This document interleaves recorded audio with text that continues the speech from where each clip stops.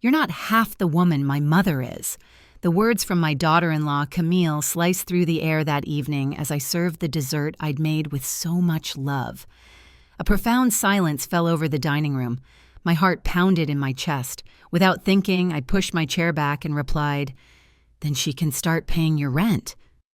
My son, Marcus, went completely pale. "Rent? What rent?" he yelled, his eyes wide. At that moment, I knew my life was about to change forever, and this revelation was just the beginning of a story no one saw coming. Before diving into the story, don't forget to subscribe to the channel and hit the notification bell to stay updated on future stories. Now back to the story. My name is Dorothy. I'm 68 years old, and on that night I discovered that a mother's unconditional love could become her greatest weakness. For 7 months, I had been secretly paying the $750 monthly rent for the apartment where Marcus and Camille lived. I believed it was my duty to help my son through his financial struggles. I never imagined that while I was sacrificing my life savings, they saw me as a burden, as someone inferior they could humiliate without consequence. It had all started 7 months earlier when Marcus came to my house, tears in his eyes, explaining that he had lost his job and they couldn't afford their rent. "Mom, it'll only be for a few months until I find something," he'd said with that broken voice that always disarmed me. Like any mother who loves her child, I didn't hesitate for a second. I dipped into my savings, the money I'd saved penny by penny over the years working as a tailor, and started paying their rent without Camille's knowledge. "It's our secret, Mom," Marcus had pleaded.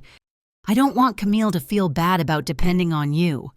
How naive I was to believe he was protecting his wife's pride when he was actually protecting his own image as a provider.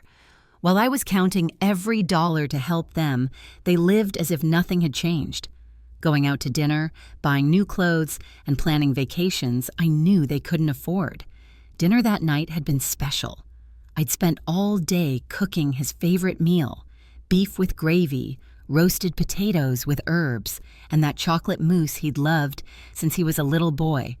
The table was set perfectly with the crystal glasses I'd inherited from my mother and the silver cutlery I only used on special occasions. Camille arrived in an elegant emerald dress and shoes that probably cost more than my monthly grocery bill. From the moment they walked in, I noticed a different vibe. Camille had that forced smile I knew so well, the one she used when she was about to do something unpleasant.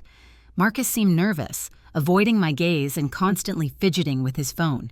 During dinner, the conversation was tense.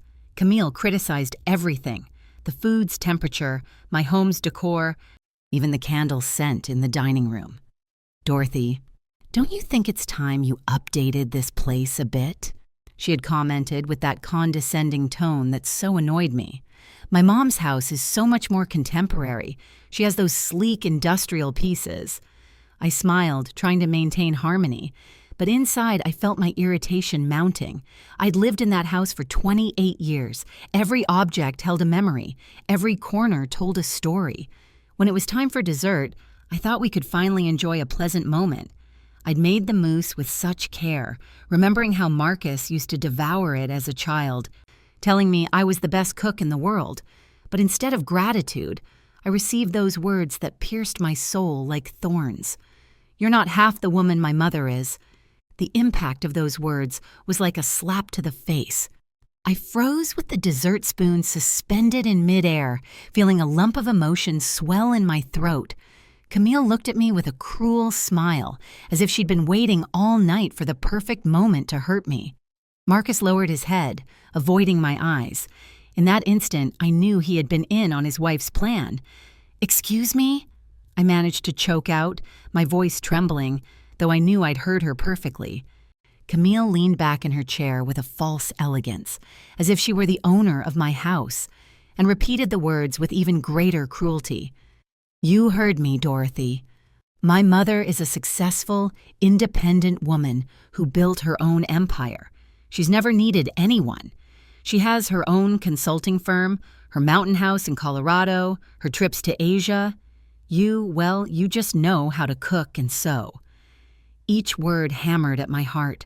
I thought of all the years I'd worked from 6 in the morning until midnight tailoring dresses for proms, altering suits for executives, embroidering linens for other people's anniversaries, while I never had the chance to plan my own. I remembered the sleepless nights when Marcus was small and had a fever, how I sold my few pieces of jewelry to pay for his college tuition, and how I worked double shifts so he could have everything he needed. "Camille, please," Marcus muttered weakly, without the strength to truly defend me. Those 2 words were worse than silence, because they confirmed that he agreed with his wife, that he had been part of this planned humiliation. My son, the same boy who once told me I was his hero, was now allowing me to be treated like a servant in my own home. "No, Marcus. Let me finish," Camille continued in that high-pitched voice she used when she wanted to sound superior. "Your mother needs to hear the truth. My mother would never have allowed her son to live in this mediocrity." She made a dismissive gesture, pointing at my dining room where so many beautiful memories were held. She would have helped us get something better. She wouldn't have kept us in poverty with her false kindness. It was at that moment that something inside me snapped. It wasn't just the injustice of her words, but the absolute ingratitude of someone who had been living off my generosity without knowing it. For 7 months, I had been the one paying for the roof over their arrogant heads. I had deprived myself of medicine for my arthritis to ensure they had a comfortable place to live.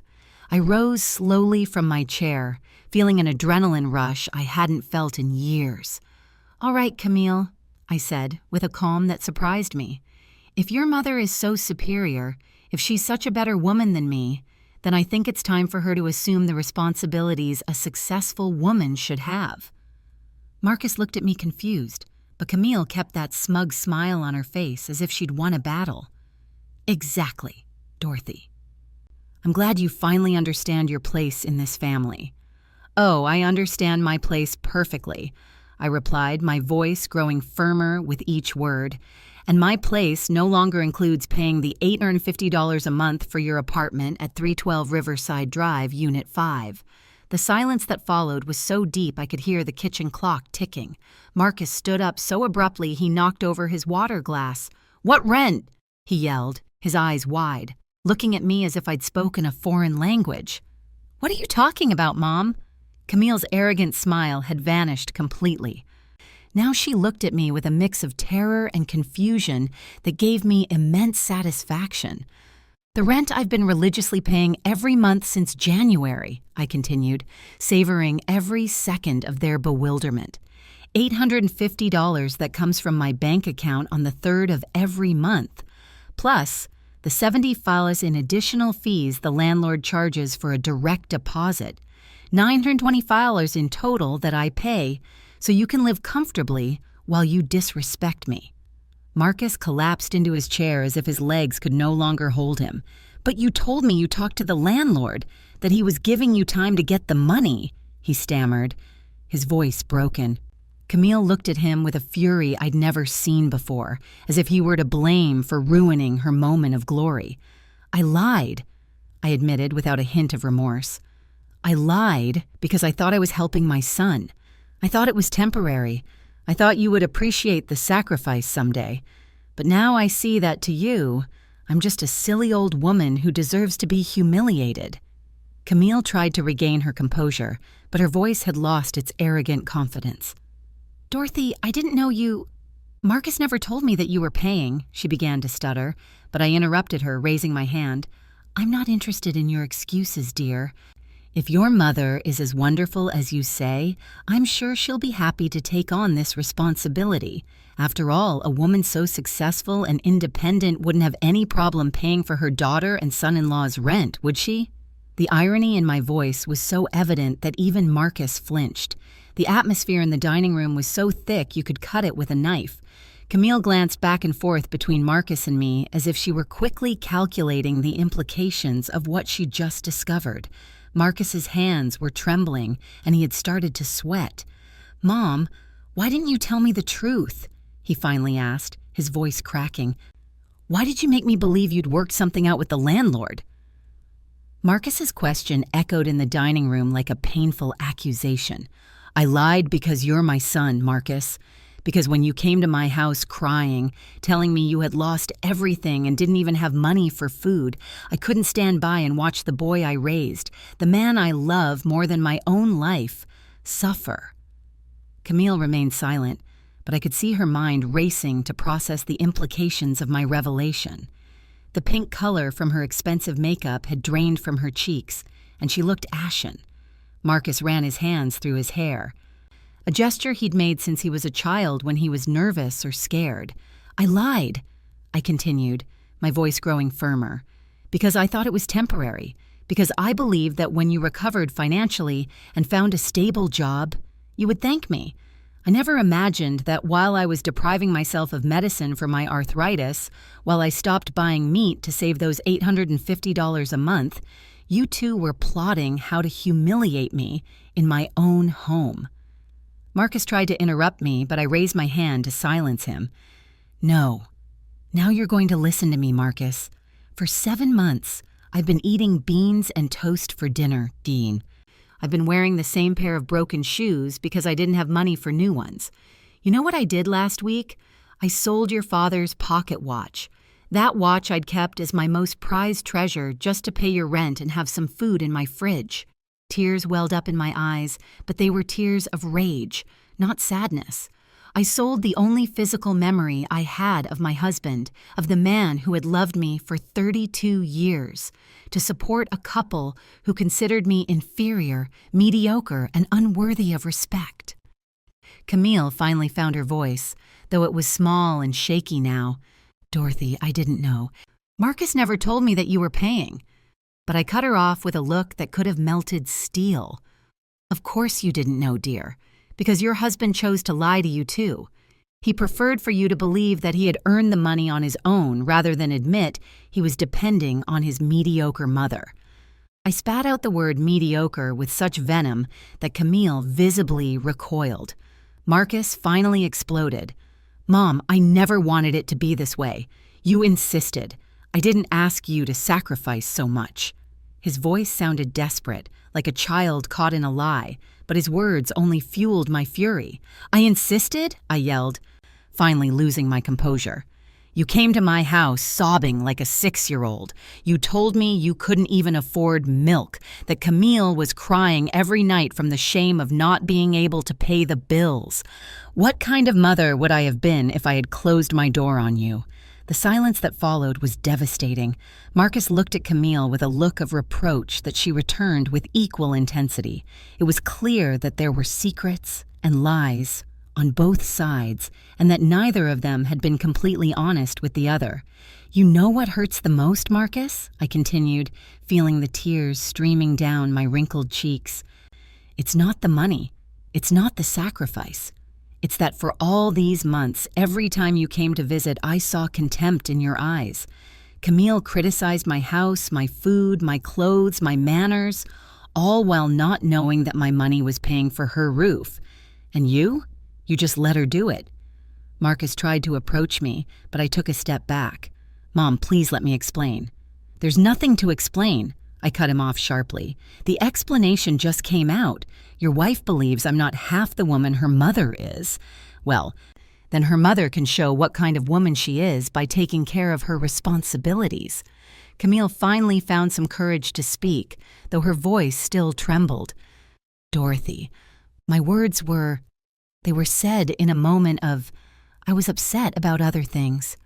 I interrupted her with a bitter laugh. You were upset about having to eat at the home of the woman who pays your rent. Upset because you had to pretend to be cordial with someone you consider so inferior. The tension in the air was so dense, you could have cut it with a knife. Marcus paced the dining room like a caged animal while Camille sat twisting a napkin between her trembling hands. You know what's the saddest part of all this? I continued, feeling a strange calm come over me. I really believed we were a family. When I married your father, Marcus, I dreamed of having many children with grandkids running through this house with family dinners full of laughter and love. After years of trying to get pregnant, When you finally came, I thought God had given me the greatest gift in the world."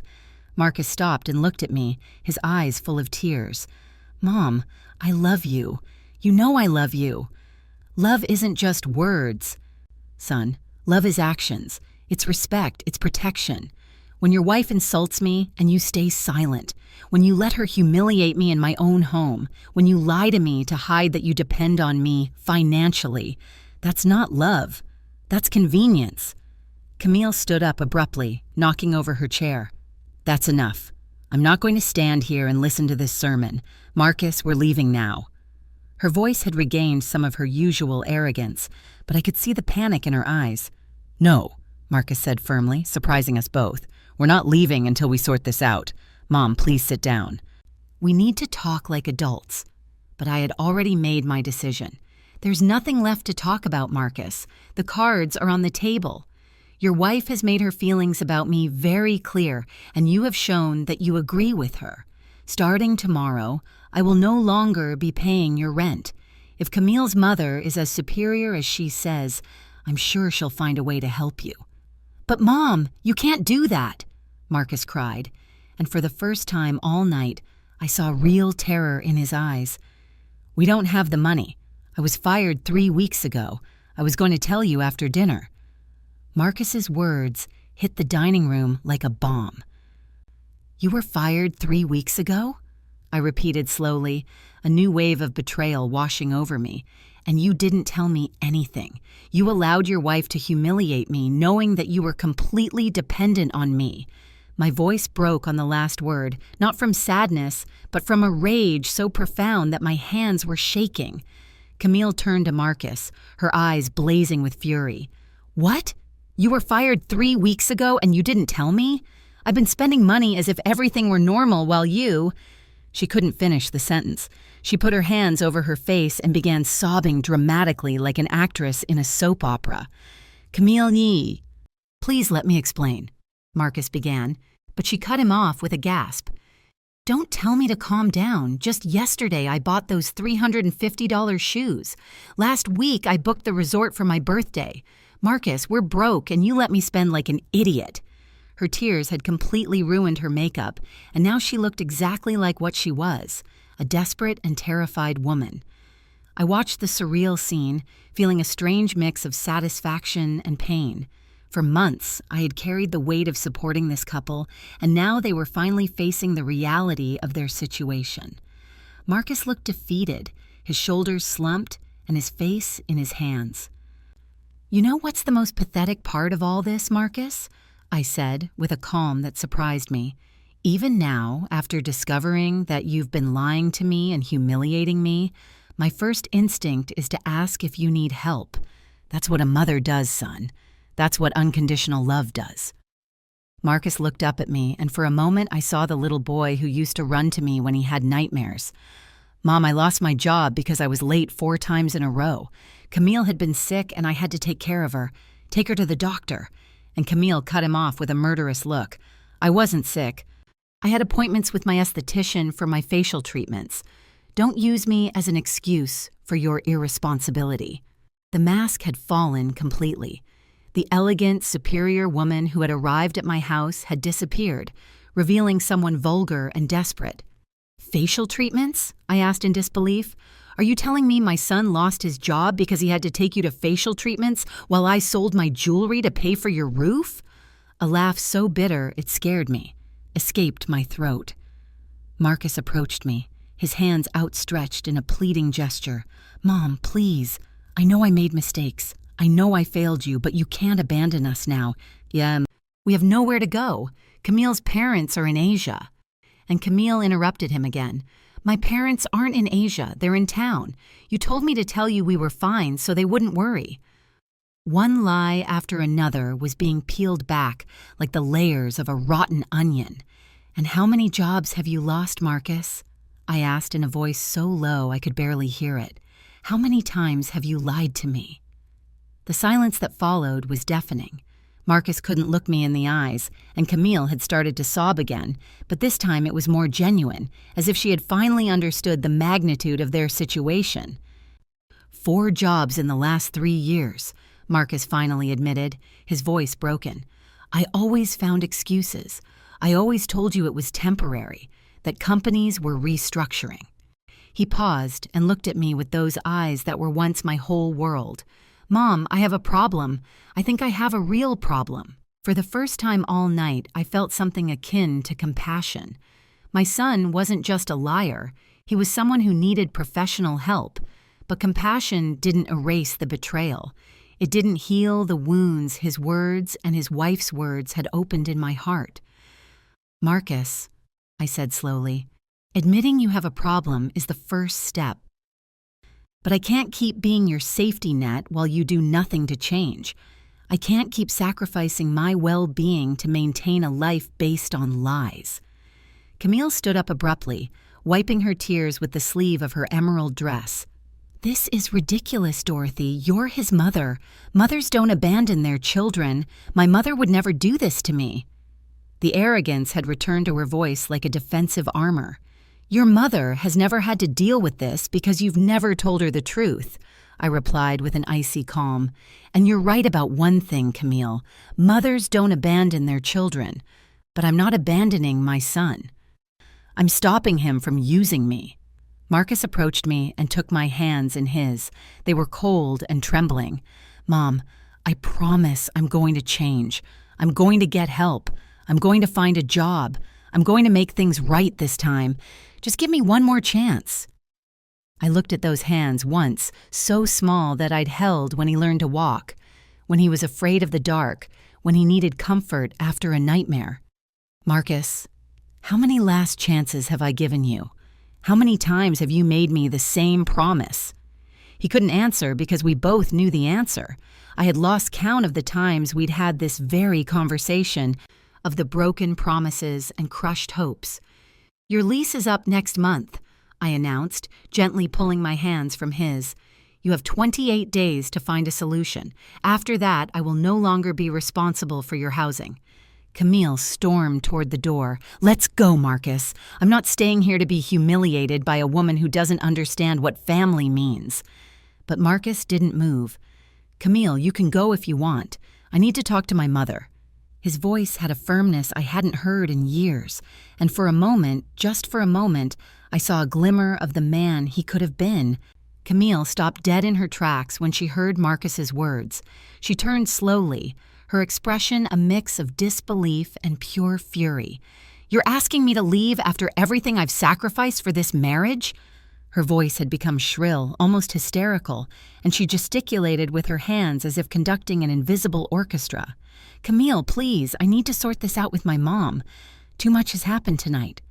Marcus tried to explain, but she cut him off with a gasp that probably woke up the entire block. "No, I'm not going anywhere. If you're going to grovel like a dog in front of your mother, you're going to do it with me here." She crossed her arms and planted herself firmly in the center of my dining room like a statue of stubbornness.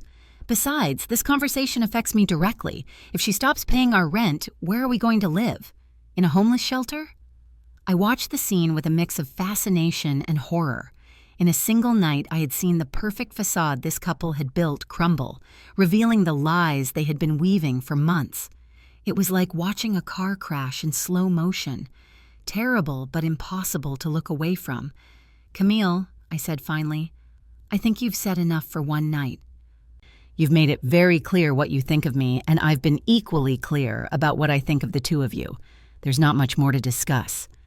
"Yes, there is much more to discuss," she shrieked, her face as red as a tomato. "You can't ruin our lives just because you were offended by a comment. Families forgive. Families support each other." The hypocrisy of her words struck me like a slap. "Families support each other," I repeated slowly. "Do you mean the way you've supported me tonight?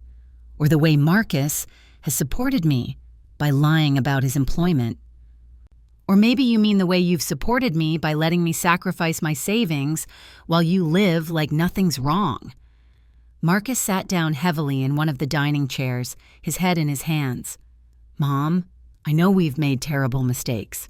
I know we've hurt you in unforgivable ways, but if you turn your back on us now, we literally have nowhere to go." "That's not my problem," I replied. the words coming out with a harshness that surprised even myself. For 68 years, I've been taking care of others. I took care of my parents until they died. I took care of your father through his illness. I've taken care of you since the day you were born. Do you know when the last time someone took care of me was? When was the last time someone worried about my well-being? The silence that followed was deep and painful. Marcus lifted his head and looked at me with an expression I hadn't seen since he was a little boy. That mix of guilt and understanding that appeared when he finally realized he had done something very wrong. Never, he admitted in a barely audible voice. I've never worried about taking care of you. I always assumed you'd be there, that you'd always be fine, that you'd always have the strength to solve all the problems. Camille seemed to be losing patience with this emotional conversation. Enough of the melodrama, Dorothy. You're the mother. It's your responsibility to help your son. You can't just decide you don't want to be a mother anymore. Those words were the final straw. I walked toward Camille until I was just inches from her face, and when I spoke, my voice was so low and menacing, she instinctively recoiled. Never ever tell me what kind of mother I should be. I've been a mother for 37 years. I've sacrificed my youth, my dreams, my opportunities, my money, my health, everything for my son. What have you sacrificed? Your facial treatments, your $350 shoes? Camille tried to respond, but I continued without giving her a chance. Being a mother doesn't mean being a permanent ATM. Being a mother doesn't mean accepting humiliation and disrespect. Being a mother means teaching your children to be responsible, independent, respectful people. And in that, I have clearly failed. Marcus stood up abruptly, knocking over his chair. Don't say that. You've been a wonderful mother. I'm the one who failed. I'm the one who messed up. Yes, Marcus, you failed. But I also failed by letting it go this far, by letting you turn into a man who lies to his wife, who lies to his mother, who allows the woman who raised him to be humiliated. Tears streamed down my cheeks, but my voice remained firm. Camille had started to pace the dining room like a caged animal. This is a nightmare. This is a nightmare. In-laws are supposed to help their daughters-in-law. We're supposed to be a family. Family? I interrupted her with a bitter laugh. When have you ever treated me like family, Camille? When have you shown me respect, affection, or consideration? From the day you met Marcus, you've treated me like an obstacle. Something annoying you had to tolerate to keep your husband happy. That's not true, she protested, but her voice lacked conviction. It's not true? I asked, crossing my arms. Do you remember last Thanksgiving when you suggested it would be better for you to spend the holidays alone because I didn't understand contemporary traditions? Do you remember when I offered to cook for your anniversary and you said you preferred something more upscale? Do you remember when you criticized me for wearing my favorite lavender dress because women my age should wear more neutral colors? Each example I gave was like a small stab, and I could see Marcus flinch with every memory. He had been there for all those occasions. He had heard every hurtful comment, and he had never said a word in my defense. Camille, I continued, you never wanted to be part of this family. You wanted this family to disappear so you could have Marcus all to yourself. Well, congratulations. It looks like you're going to get exactly what you wanted. Marcus approached me, his eyes full of tears. Mom, please give me one more chance. If that's what you want, Dorothy, then fine. But don't come crying to me when you realize you've lost your only son forever. When you're all alone in this old house, surrounded by your dusty memories, remembering that you had a family and you kicked them out for your stupid pride. Her words were designed to wound me, to make me feel guilty, to break my resolve. And for a moment, they almost worked. The image of being alone in this house without visits, without phone calls, without anyone who needed me, was terrifying. Camille's words echoed in the dining room like a curse aimed directly at my greatest fear, loneliness. For a moment, the picture she had painted took hold of my mind.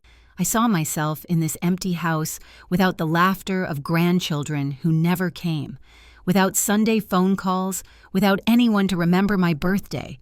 The silence between us was sticky, and I could feel Marcus watching me, waiting for my resolve to break. But then something extraordinary happened. Instead of feeling panic or despair, I felt a deep and liberating calm. "You know what, Camille?" I said slowly, savoring each word. "I'd rather be alone and at peace than accompanied and humiliated. I prefer my dusty memories of a happy marriage and years of honest work to living a life of new memories built on lies and disrespect." Camille blinked a few times as if she hadn't expected that response. Marcus's mouth fell open. He was slowly processing that his last emotional blackmail card had failed completely. "Besides," I continued, feeling a new energy coursing through me, "I'm not going to be as alone as you think. Just yesterday I got a call that changed everything, but you two were so busy plotting how to humiliate me tonight that I didn't get to tell you." Thomas Harrison called. The name landed in the dining room like a nuclear bomb. Marcus froze, and for the first time all night, Camille was completely speechless. Thomas had been my boyfriend in college, the man I had planned to marry before I met Marcus's father. He was an ambitious, intelligent man who had decided to move to California to seek better opportunities when I chose to stay behind and start a family. "Thomas Harrison," Marcus murmured, his voice trembling. "The Thomas from the photos? Your college boyfriend?" I nodded slowly, enjoying the expression of utter shock on their faces. "The one and only." Turns out, after 42 years of building a technology company in Portland, after raising 2 successful kids and losing his wife 3 years ago, he decided to look up his old friends. He found me on social media, and we've been talking on the phone for the past 3 weeks. Camille finally found her voice, though it sounded strangled. "What do you mean you've been talking?" Her face had turned a sickly greenish color that didn't suit her at all. "I mean exactly that.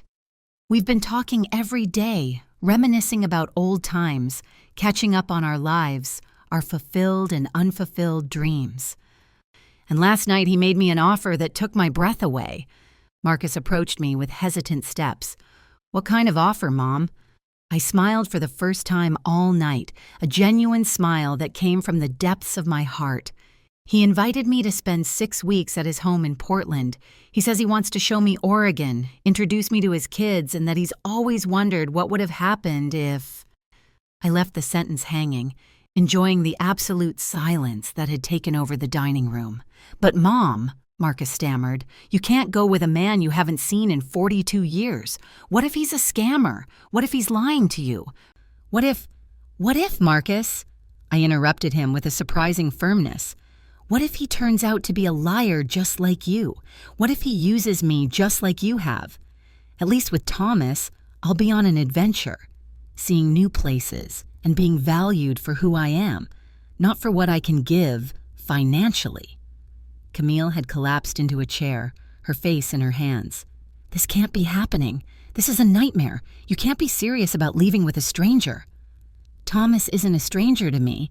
He knows my dreams, my fears, my hopes because we shared them when we were young. He knows I always wanted to travel, that I always wanted to see the Columbia River, that I always dreamed of writing a book about my experiences as a tailor. Do you know what the first thing he said to me was when he called? He said, "Dorothy, I hope you've chased all your dreams because you deserve an extraordinary life." Tears began to stream down my cheeks, but they were tears of joy, not sadness. "When was the last time you two asked me about my dreams? When was the last time you cared if I was happy, if I had plans, if there was anything I wanted to do with my life?" Marcus tried to approach me, but I raised my hand to stop him. "Thomas sent me photos of his house, of his garden full of roses and tulips, of the mountain view from his balcony. He told me about his trips to Japan, about the books he's read, about the dinners he cooks for his friends every Saturday. And you know what else he told me?"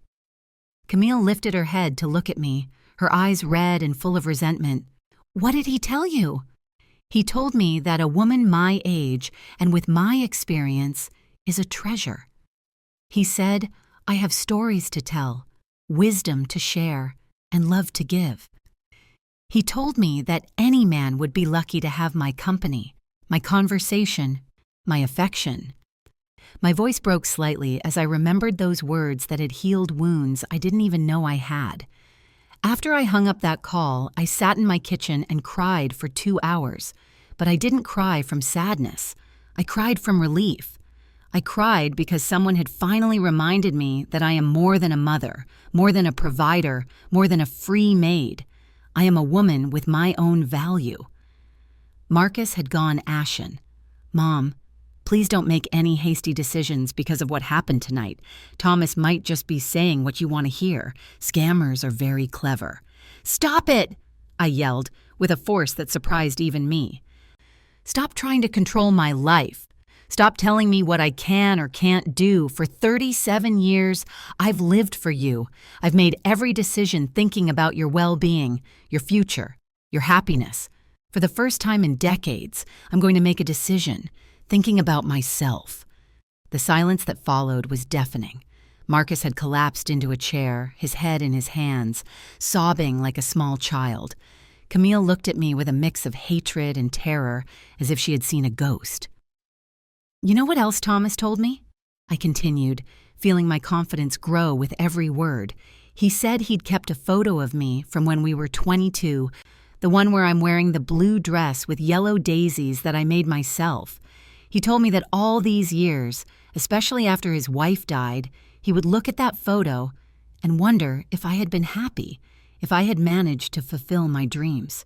Marcus looked up, his eyes swollen from crying. And what did you tell him? I told him the truth. I told him that I'd had moments of happiness, especially when you were little, when your father was alive, when I thought I was building something beautiful called a family. But I also told him that I had sacrificed so much of myself in the process that I no longer remembered who Dorothy was before she was Marcus's mother or Benjamin's widow. Camille stood up abruptly, as if she had been stung by a wasp. This is ridiculous. You can't go with that man. What are people going to say? A woman your age chasing romantic adventures like a teenager. I looked her directly in the eyes and smiled with a serenity I hadn't felt in years. Camille, my dear, after tonight, what people think is the last thing I care about. After all, if my own family considers me inferior and mediocre, what does the opinion of strangers matter? Marcus finally found the strength to speak. Mom, if you really want to meet Thomas, if you really want to travel, we could support you. Just don't do it out of spite. Don't ruin your life just to punish us. Ruin my life? I repeated in disbelief. Marcus, don't you understand? This isn't a decision made out of spite. This is a decision for survival. For the first time in decades, someone is offering me a chance to be happy, to be valued, to be loved for who I am, not for what I can give. I walked to the dining room window and looked outside at the street where I had lived for so many years, where I had raised my son, where I had buried so many dreams. Tomorrow, I'm going to call Thomas and accept his invitation. I'm going to buy a plane ticket, pack a suitcase with my best dresses, and find out if it's still possible to be happy at 68. The weeks that followed that dinner were the strangest of my life. Marcus tried to call me every day for the first week, leaving desperate messages on my answering machine. I told him about my years of tailoring, about the wedding gowns I had created, about the stories each client had shared with me. It was strange and wonderful to feel interesting again, to feel that someone valued my experiences and memories. Dorothy, he said to me during one of our late-night calls, I've been thinking about you for 42 years.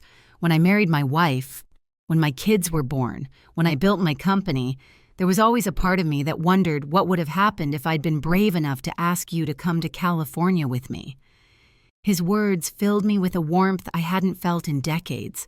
Thomas, I thought about you many times too, especially when things were tough, when Benjamin was sick, when Marcus started having problems. I wondered what my life would have been like if I had gotten on that plane with you. Well, he replied with that deep laugh I remembered perfectly. It's never too late to find out, is it? The plane ticket lay on my nightstand, real and tangible, like a promise of freedom, departure. April 18th, destination, Portland, Oregon. Thomas had insisted on paying for the ticket, but I had refused his offer. This is my decision, My adventure, I had told him. I want to pay for it with my own money. The money I had saved for months by depriving myself of medicine and decent food. Money I would now use for something that would make me happy for the first time in years. 4 days before my trip, Marcus showed up at my door. He looked terrible, gaunt with deep circles under his eyes, his clothes wrinkled as if he had slept in them. "Mom, please, we need to talk," he said in a broken voice that despite everything broke my heart. I let him in but kept my emotional distance. "Where's Camille?" I asked as I made coffee in my small kitchen. "At her parents' house," he replied, sitting down heavily on my kitchen chair. "She left 2 weeks ago. She says she can't be with me if I don't have a job, if I can't maintain the lifestyle she deserves." He laughed bitterly. "Turns out her superior mother isn't so superior when it comes to helping out financially. They told her to fend for herself." I felt a pang of satisfaction that wasn't particularly noble, but which I couldn't help. "So, what are you going to do now?" "I've been desperately looking for work. I've applied everywhere, Mom. Offices, restaurants, stores, warehouses, anything. I'm willing to do anything." He looked up at me, and I saw something in his eyes I hadn't seen in years. Genuine humility. "I've also been going to therapy. I found a community center that offers free services." "I'm glad to hear that, Marcus," I said, and I meant it. That's a big step. The therapist helped me understand a lot of things about myself that I didn't want to see. He helped me understand that I've been an emotional and financial parasite, not just with you, but with everyone who has tried to help me. His words sounded rehearsed, as if he had practiced this speech many times in front of a mirror. "And what have you learned specifically?" I asked, curious to see if there had really been a change or if this was just another manipulation. Marcus took a moment to answer, nervously toying with his coffee cup. "I've learned that I never learned to be responsible because you were always there to rescue me. It's not your fault," he quickly added when he saw my expression. "It's mine. But the pattern was set very early on, and I never made the effort to break it." I nodded slowly. "And Camille, what did you learn about your relationship with her?" "That what I felt for her wasn't love. It was emotional dependency. I liked that she was demanding and critical because it gave me an excuse not to grow up, to continue being a child who needed his mom to rescue him." He stopped and looked me directly in the eyes. "Mom, I know I don't deserve your forgiveness. I know I've destroyed our relationship, but I need you to know that for the first time in my adult life, I'm seeing things clearly." "And what exactly do you see?" I asked carefully. "I see a 68-year-old woman who sacrificed her entire life for a son who never appreciated it. I see a woman who worked her hands to the bone to give me an education and opportunities that I wasted. I see a woman who deserves to be happy, who deserves to be valued, who deserves to chase her own dreams after decades of chasing mine." His words moved me, but they also made me cautious. "Marcus, I'm glad to hear you're reflecting on these things, but words are easy. Real change takes time and consistent action." "I know," he said, nodding vigorously, "and I'm not here to ask you to cancel your trip. I'm not here to ask for money or help. I'm here to tell you that I'm going to show you with actions that I can change, even if you're no longer here to see it." "What do you mean by that?" Marcus stood up and started pacing my small kitchen. "I got a job at a janitorial company. It's night work and the pay is low, but it's honest and it allows me to live in a small room I rented downtown. I'm also taking online classes to get a certification in bookkeeping." I looked at him in genuine surprise. "When did you decide to do all this?" "The night after our dinner, when I got home and Camille started yelling at me for ruining our financial situation. Something inside me just snapped.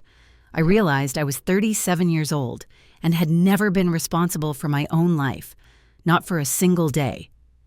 He sat down again and took my hands in his. "Mom, I want you to go to Portland. I want you to meet Thomas, to see the Columbia River, to write that book you've always wanted to write. I want you to be happy, even if it means I'm no longer part of your life." For the first time since the night of the dinner, I felt like I was talking to my real son. not the manipulative, dependent version I had known for so many years. Marcus, you're always going to be a part of my life. You're my son, and you always will be. But I need you to understand that our relationship can't stay the same. I understand completely, he said firmly, and I want you to know that I'm going to work on becoming the kind of son you can be proud of, even if it takes years, even if by then it's too late to repair our relationship. We sat in silence for several minutes, each lost in our own thoughts. Finally, Marcus spoke again. Will you tell me about Thomas? What was he like when you were young? An involuntary smile spread across my face. He was brilliant, ambitious, gentle. He had a way of making me feel like the most interesting woman in the world. When we talked, he would focus entirely on me, as if my words were the most important thing he had ever heard.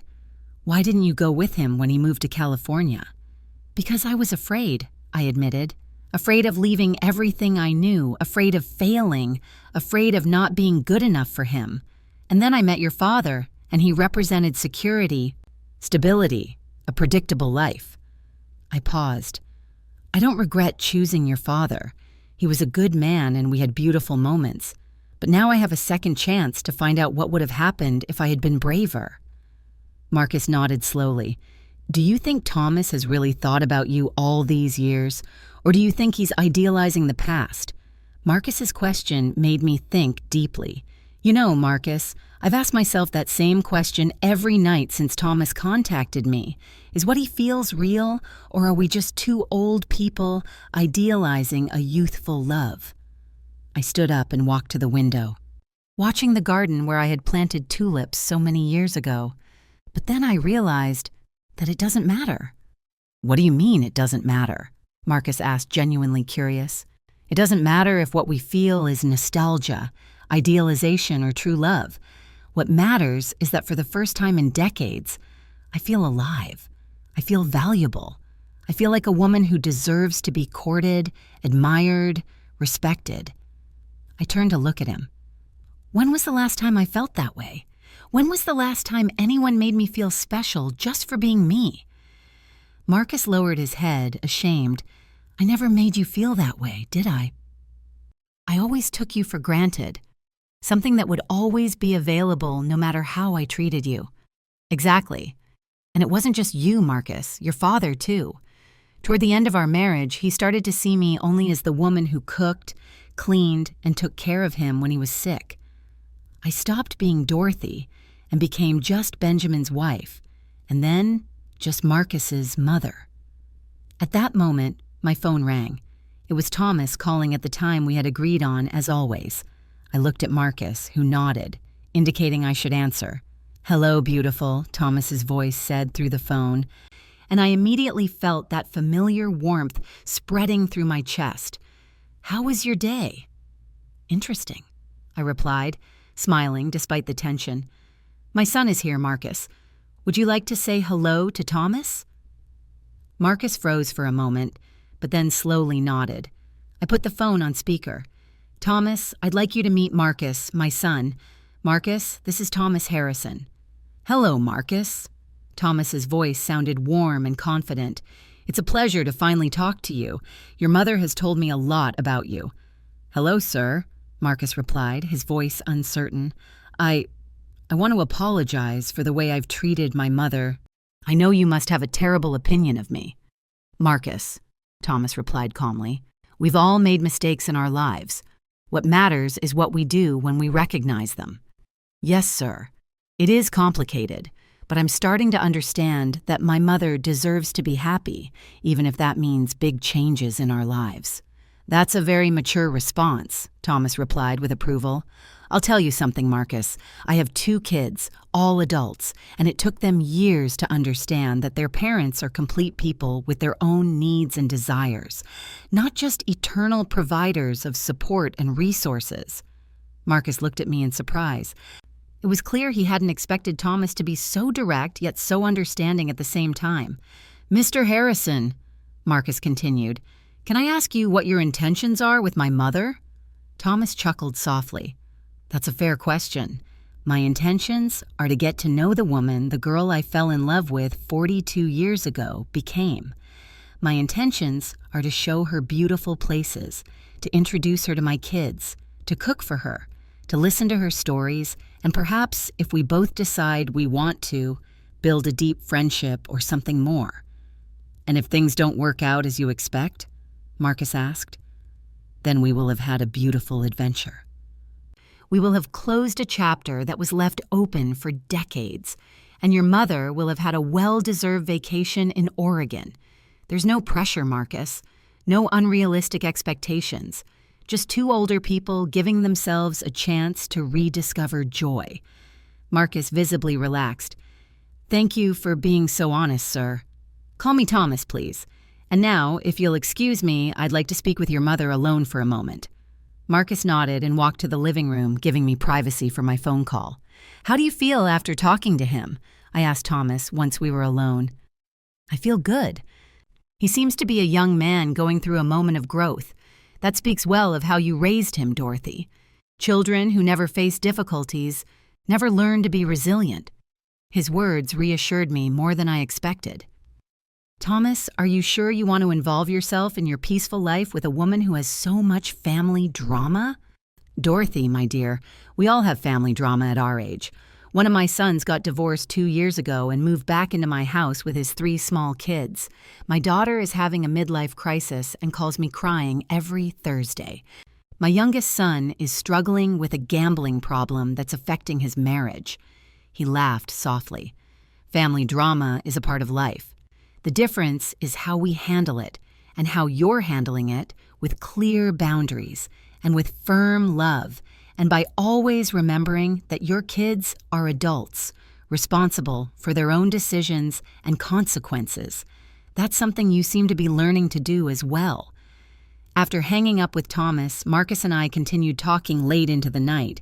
He told me more details about his therapy, about how he was learning to identify behavioral patterns he had repeated for years without realizing it. You know what was the hardest thing to accept in therapy? He asked me as we drank a second cup of coffee. What? That it wasn't just that I was lazy or immature. It was that I had developed an emotional addiction to being rescued. Every time someone solved a problem for me, every time I was given money or pulled out of a tight spot, I felt a kind of euphoric relief. It was like a drug. His words hit me hard. And how are you supposed to break that addiction? By facing the consequences of my actions without seeking rescue. When I lost my last job, my first instinct was to come running to you with a sad story. But this time, instead, I slept in my car for 5 days until I got the cleaning job. You slept in your car? I asked, with automatic maternal concern. Yes, and it was one of the most important experiences of my life. For the first time, I truly understood what it means to not have a safety net, what it means for my actions to have real consequences. He looked me directly in the eyes. Mom, during those 5 nights, I thought a lot about you. I thought about all the times you had to choose between your needs and mine, and you always chose mine. That's what mothers do, Marcus. No, Mom. That's what mothers who haven't learned to set healthy boundaries do. And that's what children who have never learned to be responsible adults do. He leaned forward. The therapist helped me understand that by constantly rescuing me, you were unintentionally depriving me of the opportunity to grow. His words hurt me, but they also freed me. For years, I had felt guilty every time I considered saying no to Marcus, every time I thought about putting my needs first. Now I understood that my generosity had actually been a way of controlling him, of keeping him dependent on me. So what happens now? I asked softly. Now I'm going to prove first to myself and then to you that I can be a responsible adult. I'm going to pay my own bills. I'm going to make my own decisions. I'm going to face my own problems. And when you come back from Portland, if you decide to come back, I'm going to be a son you can be proud of. And if I decide to stay in Portland? Marcus smiled, and for the first time in years, I saw genuine joy in his smile instead of manipulation. Then I'll be happy for you. I'll visit you when I can. I'll call you every week, and I'll live my own life, knowing that my mother is finally living hers. The day of my departure dawned with a clear sky and a gentle breeze that seemed to whisper promises of adventures to come. Marcus arrived early to take me to the airport, and for the first time in years, there was no tension between us. He had brought flowers, a small bouquet of white roses that I knew were my favorite, and a sealed letter. "Don't open it until you're on the plane," he said with a shy smile. "It's something I needed to say to you, but it's easier for me to write than to speak." During the drive to the airport, we talked about everyday things, the weather, the news, his plans for the week. It was a normal conversation between a mother and son, something we hadn't had in years. There were no pleas, no drama, no guilt, just a quiet conversation between two adults who loved each other but finally understood healthy boundaries. "Mom," he said when we arrived at the airport, "I want you to know that no matter what happens in Portland, this has already been worth it." "What do you mean?" "Seeing you like this, excited, nervous, happy, I haven't seen you shine this way in years."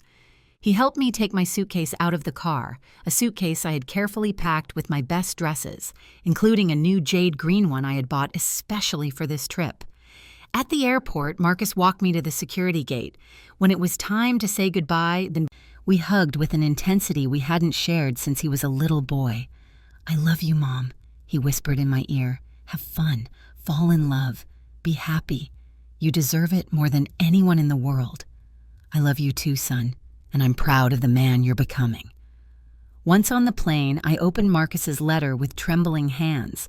His handwriting, which had always been messy, looked more mature, more careful.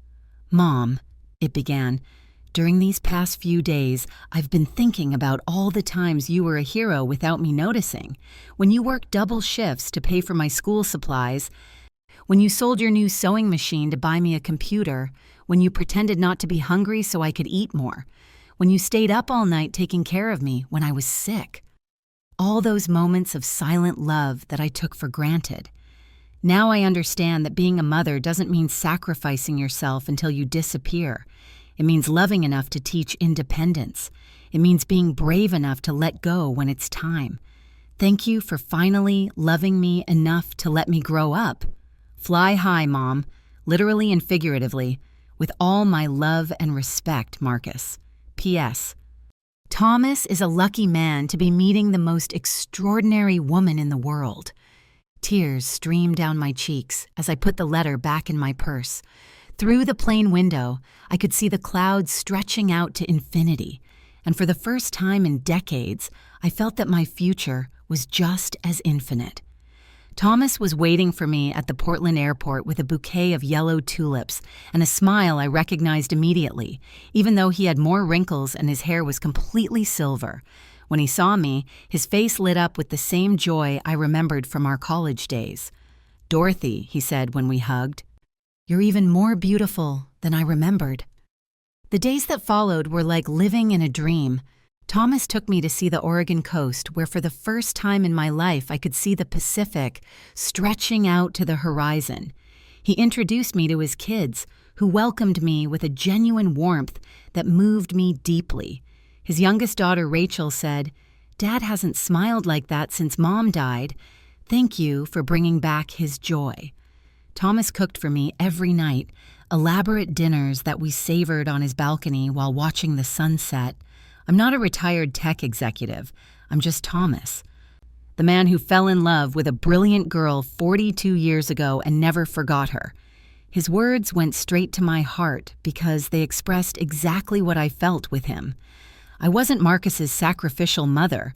I wasn't Benjamin's widow. I wasn't the tired tailor. I was simply Dorothy, a woman with stories to tell, dreams to chase, and love to give. At the end of my 6 weeks in Portland, Thomas made me a proposal that changed my perspective on what was possible at 68. "Dorothy, I don't want this to end. I know it's crazy. I know we're just getting to know each other again after so many years, but I want you to consider moving to Portland. Not to get married immediately, not to live together if you don't want to, but to give us the chance to build something beautiful at this stage of our lives." My first instinct was to think of all the reasons why it was impossible.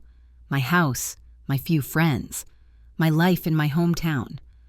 But then I thought of Marcus, of his letter, of his words about flying high. I thought of Camille, who had probably never truly respected me.